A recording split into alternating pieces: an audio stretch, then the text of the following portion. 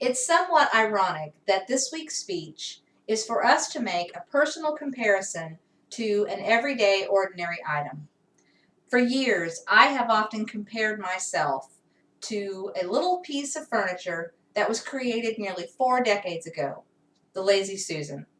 You know, it's one of those wooden or plastic trays that's set on a rotating disc. The main purpose is to hold items and to make them easily accessible from any side simply by spinning it one way or the other. Now, although I don't physically resemble one of these items, I feel like it represents me well because I have learned to be a multitude of things to a multitude of people. I can do this without changing who I am. I feel like I represent three of the main characteristics of the Lazy Susan. I'm durable, resourceful, and flexible. Now, a Lazy Susan is anything but lazy, and neither am I. Now, first, I am durable. A Lazy Susan must be able to withstand the weight of all the items put on it. Whether it's holding kitchen condiments or spices, office supplies, or a variety of appetizers, it cannot buckle under the weight of its burdens. It also has to stand up to multiple users. Regardless of its contents, the Lazy Susan exists to serve multiple people and often at the same time.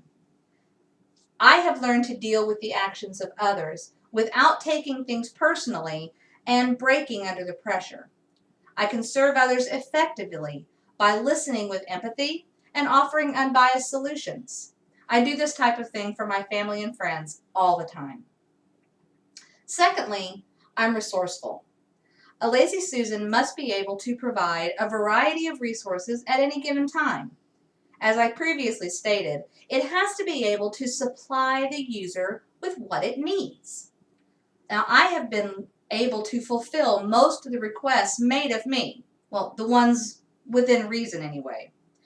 I've got enough life experience to know what others need and the best way to provide it to them.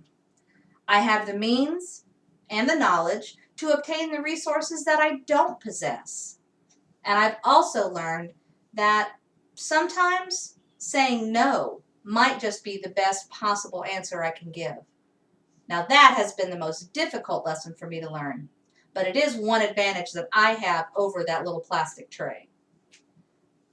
Finally, the last trait of the Lazy Susan that I emulate is flexibility. The Lazy Susan must be able to move easily and change directions quickly. It must be able to adjust to shifting weights without tipping over. This may be the way that I feel I am the most like the Lazy Susan. I have been forced to maintain balance in my life. Even if I can't slow down, or if I'm forced to change directions quickly and without any advance warning, you just have to do it. Life doesn't always give you warning when it's going to change your direction, or when it's going to drop something on you, or even take something away. Sometimes you can't even stop yourself from spinning. You need someone else to do that for you, but you just have to go with it. Decades after the Lazy Susan was a commonplace item on people's dining rooms, kitchen tables, and countertops, I have learned to take on its qualities of being durable, resourceful, and flexible. I support the weight of whatever life puts on me.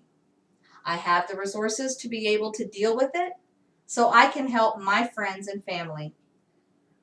And I'm flexible enough to change directions with little notice or warning, and I can change the tasks I need to perform as applicable. With all the things that this little piece of furniture has been created to do, it makes me wonder why they ever called it lazy in the first place.